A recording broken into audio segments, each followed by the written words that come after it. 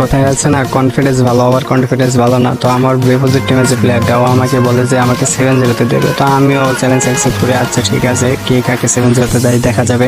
তো আমি বললাম যাও তুমি অর্গানিক খেলবা, আর আমি খালি শুধু ডেজার্ট নিয়ে খেলবো। তো ও বলে না আচ্ছা ঠিক আছে। গাইস আপনারা দেখেন কে কাকে 7-0 দেয়।